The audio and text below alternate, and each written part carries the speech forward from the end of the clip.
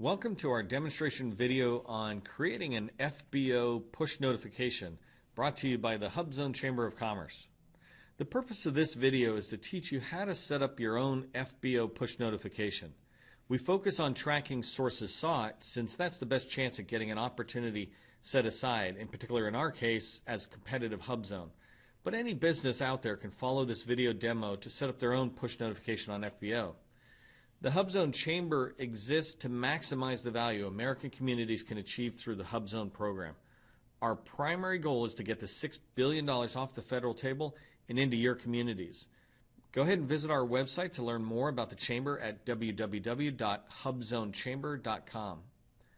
My name is Neil McDonnell, and in addition to being the founder and chair of the HUBZone Chamber of Commerce, I am the president of SV MacPac. As a certified HUBZone small business myself, when I figure out a way to make my team more effective, I want to share it with all other HUBZone companies and small businesses out there. Together with the HUBZone Chamber, we'll bring tips like these to you as we figure them out or as you ask us. In this video, we're going to be working with, let me get the next slide here. In this video, we'll be working with the Federal Business Opportunities website, also known as FedBidOpps or FBO. We will not be teaching you in this video how to perform normal tasks within FBO. They provide excellent video training you can follow yourself. I'll point them out when we get to that site. One of the key challenges we faced at SV MacPac was how to find opportunities or potential opportunities around our capabilities and core competencies, what I call our sweet spot. As any small business knows, the company resources are very limited, and it's most often the owner forced to do this market research, while also working with the customer, paying bills, taking out the trash, etc. With so many federal agencies and offices, we found it was just too time-consuming to browse through FBO. Also, we felt like we were missing out on possible work when we'd get busy with customers and didn't have time to do market research on FBO. The last main challenge we had was getting visibility among our possible customer base. We could send them emails with capability statements, but that just doesn't tell the story of our expertise. We wanted to be able to respond to more sources sought, also known as RFIs. This market research that the government does, it allows us to respond and demonstrate our capabilities. And the audience is a more technical audience, the program office at these agencies who read RFI responses. This could broaden the awareness of who SV MacPac is at different agencies that are out there. So that meant we needed to find all the opportunities in our sweet spot. Again, I defined the sweet spot as our main NAICS codes and the keywords that go with those. Unfortunately, an unexpected NAICS code is used sometimes for our service, and tracking keywords as well helps us make sure we don't miss any opportunities. Finally, we wanted to automate this market research effort, which would ensure we didn't miss anything in our sweet spot that the government put out without having to go to FBO every time. I'm going to switch over in a second to the FBO's website and demo how to set up a push notification to get sources sought delivered to you daily. In this demo, I'll show you how to log on, briefly how to find relevant opportunities, and then how to create the push notifications. Let's go ahead and get started by switching over to that website. So this is FedBidOpps. Again, I'm going to go through kind of fast as we go in. Let me zoom in a little bit. So it's FBO.gov. When you get ready to go there, if you're not familiar with it, go there. And they have a lot of good videos I mentioned. So let me start with that. If you come to the Getting Started section, the Getting Started section has videos right here in the middle for vendors. And there's great general overview and most importantly how to do search agents, etc. Some of the stuff we're teaching you, but in a different way. So go ahead and take a look at that if you're new to FBO. Let me zoom in here again. I'm going to scroll down to the bottom because this is where we'll start. We're going to log in. We're vendors, obviously, so we'll log in. By the way, if you have not registered, this is where you can do it. It's a little link right there. So here I'm just going to log in, and I wonder if it remembered my password. That'll be interesting. It did. Good. So every time you come in and log in, it just has you accept the privacy and their agreement. I'm going to go ahead and accept that. Let me zoom in a little bit here. So we've already showed you the registration of the training and just logged in. And so here's the My FBO. This is the general page. You can come on. There's a lot of good stuff on here. Additional training, if you're registered, is right there, easy for you to find. But what we want to deal with today is search and create saved searches. So let me go ahead and start there in search and create saved searches. When I click on it, it comes up with a pretty standard screen for doing the search activity. This is their advanced search, and I'm going to come through. Remember, we're going fairly fast, so I want to make sure I'm not going over everything, but I do want to point out some of the decisions I make as I go through from my searches, and it might help you. In this particular case, because we're setting up a saved search, it doesn't really matter when it was posted, but to start, I like doing just the last 30 days. Place of performance for my company is anywhere. I do IT services, basically. Pretty much you could do any of your work anywhere in the country if you're willing to team up with some other folks. And so I just leave it completely open. Same thing with zip code, but over here you want to make sure on the right-hand side, documents to search, you're only searching the active documents. Let me go ahead and scroll down. Because I'm trying to find all opportunities that are out there, I don't care if it's set aside at the moment. This is a really important discriminator from how other people might tell you about FBO. I'm going to come down in a minute to this opportunity and procurement types. Well, I'll do it right now, right? The only one I want is sources sought. I don't care about any of these other ones because sources sought is the market research activity. That's the RFI. That's when the government's still trying to figure out, where do we go? Which direction do we go? But sometimes they'll put a sources sought out and say they're looking for it to be, let's say, service disabled, veteran owned, or other type of businesses. It doesn't matter what they say. If it's in sources sought, then that opportunity is still in play.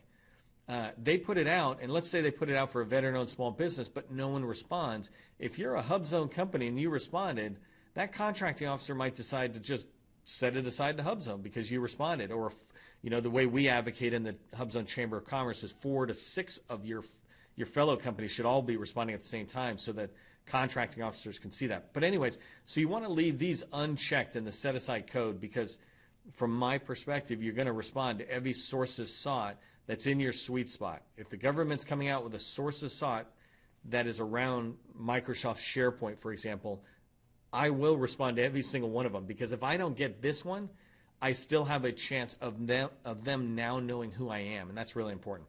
So let's move on. That's sources sought. I'm going every agency out there. I could care less where it's at the moment because I just want to see who's looking for my type of services, and then I can begin to make bid, no bid decisions down the road. These other ones don't really matter at the moment. I mentioned about SharePoint, so let me just go ahead and put SharePoint in at the moment. So the keyword I'm looking for is SharePoint within any of the sources sought. Because I'm doing a keyword, I'm going to ignore the NAICS code for a moment, and I'll come back to that. So you see there's 0 selected there. I never deal with the classification codes myself. Somebody else might talk to you about the classification codes, but always for me, it's the NAICS code that I track. Coming down, again, I don't really care about any of these things. These are not important to the type of activity I'm doing. Keep in mind, the activity I'm doing is finding sources sought or RFIs as a way for me to be able to respond to them. The rest of this stuff is just unnecessary information. So coming down here, posted range, it could be anything, but at the very top I had already said 30 days. So let's go ahead and hit search. And the first thing that you see are the results. You'll notice that there are 8 of them, and I'm not going to spend too long. I'm not teaching you about the results, but I did want to point out some discrepancies here. I love seeing this kind of stuff. I said SharePoint, Microsoft SharePoint. It's a piece of software. And right here, the first one that comes up is pavement repair. And so when you look at that, it clearly is not relevant, but it has the word SharePoint in. If I took you in there, like I already did myself, you would see somewhere in there it says the people doing this work must report using SharePoint. And so sometimes your keywords are not effective, but a keyword gives you a chance to find opportunities that are not in the right NAICS. And so that's really important. And let me show you another example of that. Actually, let me see which one it was here. Let's see if it's this HUBZone one. It is. So typically SharePoint would be in the NAICS code 541511 or 541611. But right here, you can see the NAICS code that they're putting out is 5.11.2.10. I wouldn't have found this SharePoint opportunity if I was looking in my typical NAICS codes. But this work is all SharePoint, so it's just put somewhere else. It's just the way they did it, which is fine. I don't knock it. I just want to know, how do I find my opportunities? So that's important for you to understand your keywords as well as NAICS when you're doing a search. Let me back up one more step here and change it from keyword,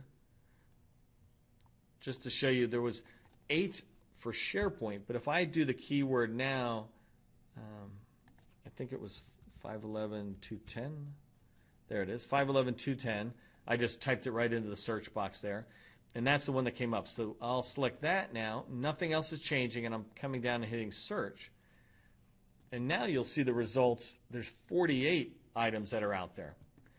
And these kind of things are really interesting. 5.11.2.10 was just SharePoint. It was an IT-based thing. And here again, first thing you see is food service, active inventory, interactive inventory and management. Actually, that looks interesting. It might actually be IT. But so as you come down, you'll see that there's a lot more by the NAICS code than there is by the keyword. When you do these saved searches, you want to keep that in mind as you choose them. So in this case, I'm going to choose, and by the way, one last thing I'll show you is if I put the keyword in with the NAICS code. So you saw 8 for SharePoint and 48 for the NAICS. Now we'll hit search. And there's 2 in this NAICS for with the keyword SharePoint. But one of the challenges out there is that sometimes the government, when they do a market research, doesn't say SharePoint to me. They're saying, here's the type of work. What do you want to do? Well, I know that SharePoint's the right solution to what they have as a need. And what this tells me is, don't do a saved search that is both a NAICS code and a keyword. Do them as separate searches so that you make sure you're finding the maximum amount of opportunities. You still will have to, whittle them down and bid or no bid, make a decision about bid or no bid. So let me go ahead and, guess I could have turned that off, but that's all right, video. Search here. Let me come back now. So I've showed you the search. Now the next thing I want to show you here is the saved search agent, and you're saving the search results. So we're in the search results. It gives us the opportunity to save the search agent. And what that's doing is taking what we just put into the advanced search and now saving it. So right here, it's just asking us to label. So here I'll type this as sources sought NAICS 5.11.2.10. So when I do it like that, I've given it a title. We'll see that as it comes in.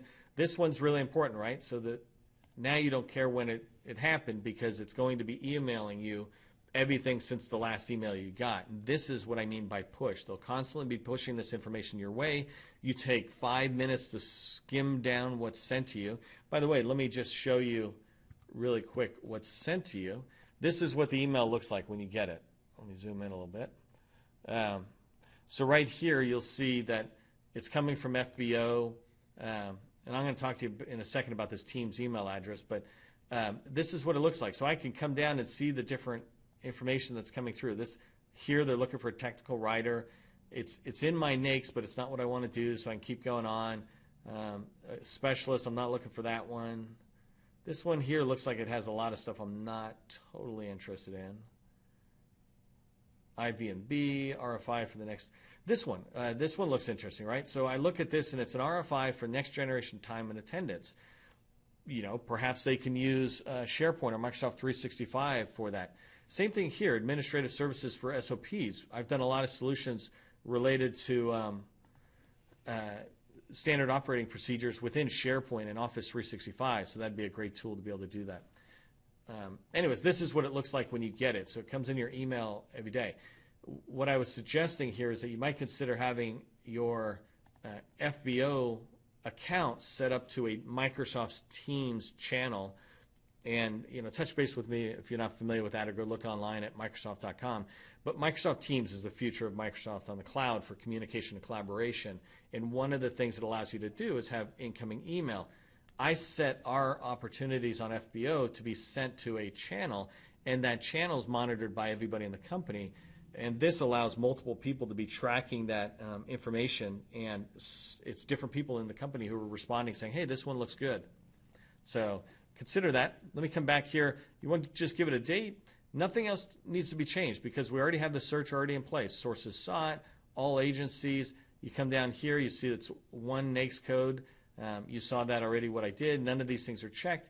It's good to go. And so here I can say save, or I can save and schedule. So let's go ahead and save and schedule this. So now we want to tell it that, yes, I would like to have it run on a schedule. It's funny. I wish it would stay zoomed in for me. So here you can say how often it comes in, right? This is pretty straightforward. I get it every day. It takes me 2 seconds. I know that I'm reviewing basically the last 24 hours of opportunities the federal government has dropped. Even if they drop 50, let's say, that are related to you, they don't do 50 every day, that's for sure. But you even get one day. Well, you can skim through in 15 minutes, 50 opportunities to weed out 80% of them, and now you have 20%. So that's a very small number there, 10, that you would look at in more detail. It allows you to say, you know, send it to me every 3 days, every 2 days, every 1 day. It explains it here. When you have it, you just save it, and it'll take you back. And now it'll be running for you. If I go to my FBO and I go to my saved searches, you'll see I have 3 of them. You know, I created this one just now, I think. These will run. They'll run every night. So you can see the NAICS that I already have, and this is actually my live one that goes every day.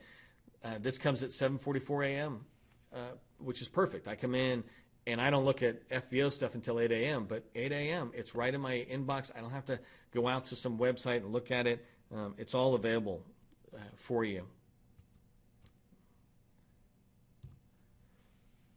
Setting up a search agent in FBO is going to enable you to have the information pushed to you compared to having to pull it or find it. And as we advocate to members of the HUBZone Chamber of Commerce, the key to success is responding to sources sought in your sweet spot. Creating an FBO push notification like this will go a long way to making this task easier to manage. Feel free to reach out to me or the Chamber if you have questions. You do not need to be a member for us to help you. Just reach out to us and we'll help. That said, if you are a HUBZone small business, definitely join the Chamber of Commerce. There are no membership dues at all. It's a dues-free organization, and you can learn a lot more at the website. So visit www.HUBZoneChamber.com to learn more. Good luck on FBO. May you have limited competition and win many contracts.